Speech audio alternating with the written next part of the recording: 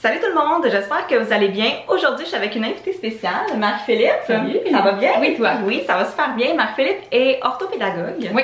Et entrepreneur parce qu'elle a sa propre compagnie d'aide aux élèves en difficulté. OK. C'est du tutorat. La compagnie s'appelle Scolaide. Puis c'est du tutorat par des tutrices, tuteurs aussi, pour des élèves en difficulté à domicile. Puis moi, je fais de la rééducation privée là, à Montréal. Donc, je vais mettre tous les liens dans la barre d'informations pour que vous puissiez aller voir. Voyons, excuse-moi, je me suis trompée. Mais puis tu as aussi Instagram où tu partages beaucoup de ressources, fait que vous irez voir ça, c'est super intéressant. Donc aujourd'hui, on est là pour jaser d'élèves en difficulté parce que j'ai commencé une nouvelle série sur ma chaîne, mais comme je ne sais pas tout et que je suis, j'allais dire seulement enseignante, mais c'est pas seulement enseignante. J'enseigne, mais j'ai pas le bac en adaptation scolaire et tout ça, fait que j'ai invité Marie-Philippe aujourd'hui pour nous parler des élèves en difficulté d'apprentissage. Oui. Fait que t'es prête? Je suis prête. On va répondre aux questions des abonnés. Parfait. Avant de commencer à répondre aux questions, je voulais vous dire qu'on va pas parler nécessairement de c'est quoi le rôle d'une orthopédagogue parce que tu l'as déjà fait avec Trois filles et l'enseignement autrement. Oui. Fait que je vais mettre le lien de la capsule pour que vous puissiez aller voir. Sinon, on va parler durant la capsule de flexibilité, modification, adaptation. Veux-tu faire un petit récapitulatif de ce que c'est? Sinon, vous allez pouvoir aller voir une capsule que j'ai faite il n'y a pas trop longtemps. Oui, parce que c'est vraiment bien détaillé dans ta capsule. Oui. Donc, je vais faire un topo de c'est quoi la flexibilité, l'adaptation et la modification.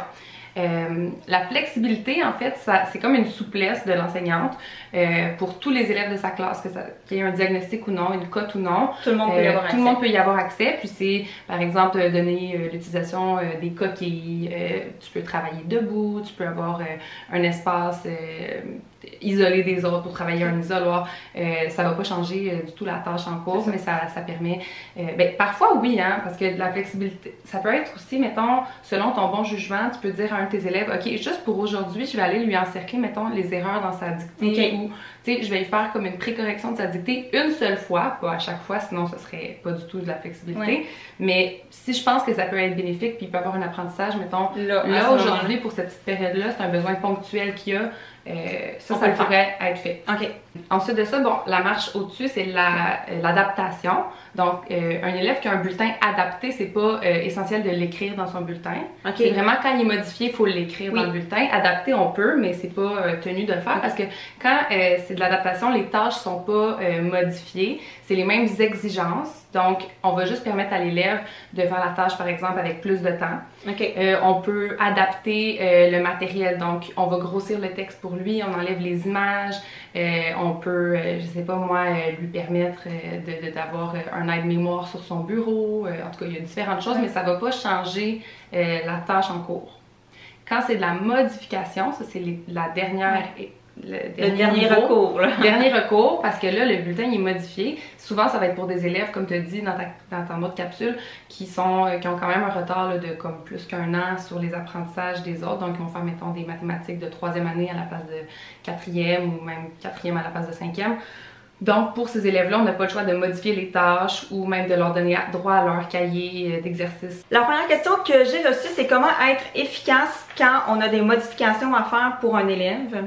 Puis moi, je dirais qu'il faut vraiment que ça devienne un réflexe parce qu'il faut y penser de faire les modifications pour cet enfant-là. Parce qu'on n'a pas 4, 5, 6 enfants dans une classe qui sont en modif habituellement. Là. Donc, il faut y penser puis il faut le faire à l'avance parce que c'est pas simple quand même d'aller modifier des évaluations. Oui, en effet. Fait que c'est bon d'avoir toutes les évals de notre étape de prête, puis après ça, il faut aller les modifier parce que, mettons que j'ai un enfant, je vais reprendre mon exemple, qui est en 5e année, mais qui fait des maths de 4e année, je dois pas aller chercher une éval différente en maths. Il faut que je prenne la même éval que tous mes élèves, que j'aille la modifier. Techniquement, c'est ce qu'on est supposé faire. C'est peut-être pas fait partout comme ça, mais c'est ça qu'il faut faire. Donc, avec l'aide de l'orthopédagogue de l'école, vous pouvez aller regarder la progression des apprentissages, changer certains concepts. Par exemple, si c'est des nombres décimaux, on peut les changer pour des nombres entiers. Ça dépend toujours de l'élève. Mais on peut faire enlever une partie de la tâche, etc. Donc, je peux pas aller prendre une tâche de 4e année puis lui donner celle-là. Faut que je prenne ma tâche de 5e puis que j'aille modifier les données qui sont dedans. Vraiment, ouais, c'est ça. C'est ça qu'on devrait faire. Exactement. Puis aussi, un autre truc, ça peut être pour vous aider, là, les modifications, c'est pas nécessairement juste de modifier les évals, ça peut être de donner la même éval, mais de donner droit au cahier de notes où l'élève a fait, mettons, toutes ses pratiques, ses calculs, toute la notion théorique dans le cahier.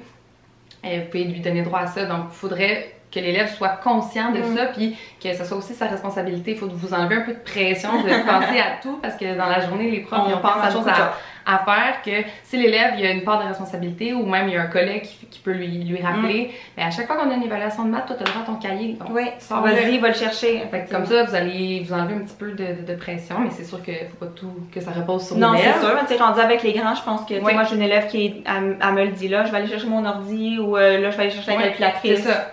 C'est important aussi que les parents sachent c'est quoi la modification, parce que le bulletin modifié, c'est en dernier recours, comme tu as dit. Puis, bon, c'est sûr que à la fin du primaire, ça peut avoir une incidence sur le parcours au secondaire. Fait que si on peut faire juste l'adaptation à la place de la modification, donc le plus d'adaptes, donner du temps supplémentaire, offrir le plus d'aide-mémoire, etc., des outils technologiques. Avant d'entrer en mode. C'est ça, ce serait l'idéal. La prochaine question, c'est quelqu'un qui veut savoir comment on fait pour considérer qu'un élève est vraiment en difficulté et que c'est pas juste passager, c'est que ça va pas se résorber plus tard. C'est sûr que là, c'est vraiment du cas par cas, mais c'est important de considérer d'abord l'âge de l'élève. C'est sûr que ça va être différent un petit qui vient d'arriver qu'un élève comme toi au 3e cycle. Chez les petits, c'est difficile parce qu'ils ont un certain temps pour apprendre à lire et écrire, donc on s'en doute parfois, mais il faut laisser du temps. C'est sûr que là, les difficultés, quand elles persistent au 3e cycle, là, c'est comme on commence à se poser plus de questions. Mais bon, est-ce qu'il y a eu des complications à la naissance? C'est quoi le portrait de l'élève? Est-ce qu'il parle une autre langue à la maison? Donc, il y a vraiment plein de choses qu'on peut regarder. Est-ce qu'il a été stimulé? Est-ce qu'il y a eu beaucoup de livres chez lui? Est-ce qu'ils ont lu avant? Si je parle plus pour les petits. Est-ce que l'élève a eu du suivi avant? Toi, tu me parlais d'un élève que tu avais qui n'a jamais eu de suivi en orthopédagogie, en orthophonie. Donc, c'est important de voir qu'est-ce qu'il a reçu comme soutien avant. C'est ce que, tu sais, j'avais l'impression que en tout cas, je soupçonnais une dysorthographie, puis tu sais, il vient juste d'être inclus dans le service en orthopédagogie. Fait que dans le fond, on va pas aller creuser plus loin avant d'avoir fait la rééducation en orthopédagogie. C'est ça, faut voir, tu sais, est-ce qu'il répond bien à l'intervention? S'il n'a jamais eu d'intervention auprès de lui, ben là, on peut pas non plus tout de suite dire qu'il y a une difficulté qui persiste. Ensuite de ça, les difficultés, c'est pas nous qui allons les diagnostiquer, c'est vraiment des spécialistes comme des psychologues, des neuropsychologues, des orthophonistes.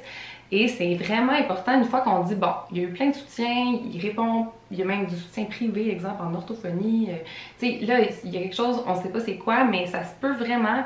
C'est pour ça que c'est important de faire une évaluation, que ce soit une difficulté au niveau de l'attention, que ce soit une difficulté à cause de son bilinguisme, par exemple. Est-ce que c'est un trouble de comportement qui fait qu'il n'y a aucune motivation en classe? Est-ce que c'est quelque chose de plus affectif qui se passe chez lui à la maison? Est-ce que il y a tellement de choses, là, ça peut être une douance qui fait qu'il est vraiment pas stimulé à l'école puis qu'il décroche complètement, tu sais.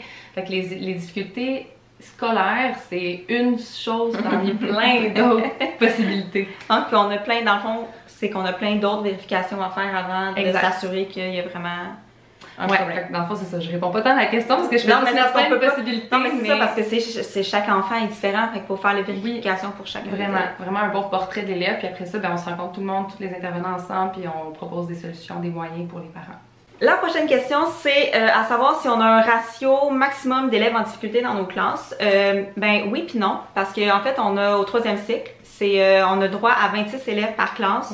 Sauf que les élèves qui sont en difficulté, là, qui ont une cote particulière, peuvent compter pour plus qu'un élève. Là, si je me trompe pas, je pense qu'un élève TSA, ça serait 3 élèves. Quelque chose comme ça. Donc si j'ai un élève qui est TSA, ben je peux pas avoir plus que 23 élèves dans ma classe parce que lui il compte pour 3, même si physiquement les élèves sont pas là. Fait que c'est pour ça que je dis que... Des fois, ils sont tellement faciles que... Ah mon Dieu, oui, vraiment, ça veut pas dire que parce qu'il y a ce trouble-là que c'est plus difficile, mais bon, ben tant mieux, c'est un plus petit ratio. Ben c'est ça, exactement. Mais ayez pas peur si jamais vous avez des codes dans vos prochaines classes, ça veut pas dire qu'ils sont difficiles. Non, vraiment pas. Non, vraiment pas. Puis chaque élève est tellement différent que... Donc c'est ça. Donc oui, on a un ratio, mais on n'a pas un ratio d'élèves en difficulté maximum. Exact. Sauf que si on en a trop dans une classe qui sont en difficulté, parce que les orthopédagogues, dans le fond, viennent chercher nos élèves dans la classe quelques heures par semaine pour travailler avec eux. Mais si on en a trop, puis qu'elle se ramasse avec 7 élèves en sous-groupe... Mais moi, je préfère venir en classe, puis n'hésitez pas à demander à votre orthopédagogue, parce que dans des tâches comme une grosse tâche de compétence 1, là, résoudre en maths, des fois, quand il y a l'enseignante et l'orthopédagogue dans la même classe pour répondre aux questions de tous les élèves, ou aider, donner du soutien, Il y a quelqu'un qui nous demande comment, qui me demande, mais dans le fond, tu vas m'aider à répondre, là, comment on arrive à faire de la différenciation, donc comment j'arrive à aider mes élèves au quotidien, mes élèves qui sont en difficulté, et que, par où commencer? Ouais. Moi, je donne un plan de travail modifié, donc je donne pas les mêmes tâches à mes élèves. Quand c'est en pratique, j'essaie de leur donner un plan de travail qui est à leur niveau d'apprentissage. J'ai des élèves qui ont des coquilles, j'ai des élèves qui ont des ballons, j'ai des élèves qui peuvent être debout ou qui peuvent aller travailler ailleurs. Ils viennent en récup, ils vont en orthopédagogie. Nomme-les. Ouais, moi, si je peux ajouter, là, j'enseigne vraiment beaucoup les stratégies parce que finalement, c'est ce qu'on peut réutiliser le plus. Donc, mes élèves, ils ont comme un petit cartable de stratégie où les stratégies sont collées, plastifiées puis collées sur leur bureau. Fait que, mettons, comment bien répondre à une question en lecture, ils peuvent se référer à leur stratégie. La démarche pour la résolution de problèmes avec des images ou un mémoire pour du vocabulaire, peu importe, là. Donc, vraiment, de leur montrer à utiliser leurs outils. Parce que c'est ça qui va les aider plus tard, là, de les rendre vraiment autonomes. Là. Ben oui, tout à fait. Puis je travaille aussi beaucoup les fonctions exécutives avec les élèves. Donc, travailler un peu l'attention, de ne pas être trop impulsif dans une tâche. On fait ça sous forme de jeu, mais tu sais, ça peut être tout le temps fait avec des rappels. Parce que les élèves, souvent, vont aller trop vite. Fait que tu sais, c'est important de toujours leur rappeler. Puis même des fois, on peut s'asseoir en cercle dans la classe, puis tout le monde doit se trouver un défi. On se donne nos forces, on se donne nos défis. Il faut que les élèves soient conscients de leurs difficultés pour être capables d'agir pour contrer ces difficultés-là, finalement. Puis cette année, j'ai comme réalisé, c'est mes collègues qui m'ont comme fait réaliser, là, nos élèves ont beaucoup de difficultés à s'organiser. Puis moi, j'avais l'impression qu'une récupération, c'était tout le temps pour la matière. Tu sais, t'as pas compris la division, t'as pas compris. Mais là, j'ai fait venir des élèves, j'ai fait, OK, pourquoi t'arrives pas à finir le plan de travail? Qu'est-ce qu'on peut mettre en place? Là, on a fait des stratégies, OK, je peux arrêter de parler, je peux aller m'asseoir ailleurs, je peux me mettre, qu'est-ce que je vais faire en premier? C'est bon. Puis j'ai fait aussi des récupérations pour, comment qu'on écrit dans un cahier Canada? Parce que moi, je te redonne tout le temps ta tâche parce qu'elle est tout le temps mal faite. Tu sais, sérieux, c'est bon. C'est une bonne parce que t'es pas nécessairement en difficulté d'apprentissage, tu peux avoir de la misère à t'organiser, tu peux avoir de la misère. C'est ça. Fait que j'ai commencé ça. Je pense que ça va les aider parce que. C'est une bonne idée. Il faut tout leur montrer, il faut tout modéliser parce qu'on pense qu'ils savent, mais c'est des enfants. Non, effectivement, parce que on a remarqué parce que nos élèves, avant, en 4, 3, 2, 1, il y avait beaucoup de cahiers d'exercices. Puis là, ils arrivent avec nous en 5e, on n'en a pas. Et qui n'ont jamais vraiment écrit dans un cahier Canada. Et comment j'écris la marge, ça sert à quoi? Puis la date, le titre. Ils écrivent à l'envers. Puis là, je suis comme, OK, non, là, il va falloir qu'on monte ça. C'est une bonne idée. Ben oui. La dernière question s'adresse plus à moi, mais je pense que tu vas pouvoir quand même y répondre. C'est quelqu'un qui me demandait si je considérais que mon bac m'avait assez outillé pour travailler avec des élèves en difficulté. Puis évidemment que la réponse est non. Là, moi, j'ai eu 2 cours sur les élèves en difficulté, puis c'était comme, OK, on va te montrer c'est quoi la dyslexie, la dysorthographie, la dyscalculie, on donne des exemples, qu'est-ce qu'on peut faire, puis bang, bang, bang, un cours de 15 crédits, là, une session, puis that's it, là, puis on passe à d'autres choses, puis je pense en première année de bac, là, genre 4 ans plus tard, quand je vais vraiment enseigner, je m'en rappelle même plus, là. Fait que je trouve que non, effectivement, ça m'a pas assez outillé. J'ai bien plus appris sur le tas en travaillant avec les enfants que assis sur les bancs à l'école, tu sais. Moi en adapt c'était bien là, pour les cours là, dans le sens qu'on a quand même beaucoup travaillé la dyslexie, la dysorthographie comme tu en parles, mais moi quelque chose que je trouve qui est vraiment manquant, c'est les outils technologiques. Puis j'imagine que vous aussi là, finalement c'est vous qui les avez implantés dans la classe. Moi ce que je fais, c'est que j'aide les élèves je les coach là, finalement à utiliser le logiciel, mais après ça c'est les enseignants qui le font avec eux.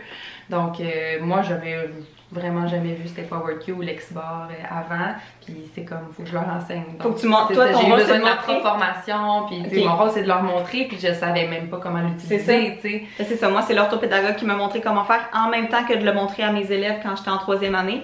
Fait que je l'ai appris parce que tu sais, mes élèves, quand ils en ont besoin au quotidien, l'orthopédagogue n'est pas en classe avec nous. Le pire, c'est que c'est pas difficile à utiliser ce logiciel-là, c'est presque plus difficile d'ouvrir le logiciel, d'enregistrer, de mettre les documents PDF en format Word, de scanner les textes, tout le côté technique là, qui... Mais l'utiliser en tant que tel... c'est ça. L'utiliser, il faut l'apprendre. J'aurais aimé ça le voir au bac, mais enregistrer, tout ça, là, moi, là, écrire dans un PDF, ouais, en tout cas, surligner, faire lire un document par WhatQ. Ça a été difficile là, à comprendre tout ça. J'aurais aimé ça le voir à l'école. C'est ça, il n'y a pas personne qui me l'a enseigné, fait que je l'ai appris quand il y a eu des élèves dans ma classe qui en avaient besoin. Tu sais, j'ai appris WhatQ, mais après ça, j'ai une élève qui est arrivée avec son portable puis que elle, ben c'était le logiciel Lexibar qu'elle utilisait. J'étais comme, ben moi j'ai appris WhatQ, je sais pas c'est quoi Lexibar. Alors voilà pour les questions que vous m'avez posées pour les élèves en difficulté. Merci d'être venu m'aider à répondre à cette capsule-là. Merci de t'avoir invité. Ben c'est toi, tu t'es proposé puis j'ai comme fait, hey oui, quelle bonne idée parce que je serais jamais capable de répondre à toutes les questions. Mais en fait, je pensais pas que t'allais m'inviter à faire une vidéo là. J'étais juste si tu veux de l'aide. Tu t'es fait prendre. Ben c'est correct. Ouais, c'est correct, c'était bien fait ça. Fait que merci d'être venu. Puis si jamais vous avez des commentaires ou des questions, ben gênez-vous pas pour les laisser dans les commentaires. Puis ben on se revoit une prochaine fois. Bye.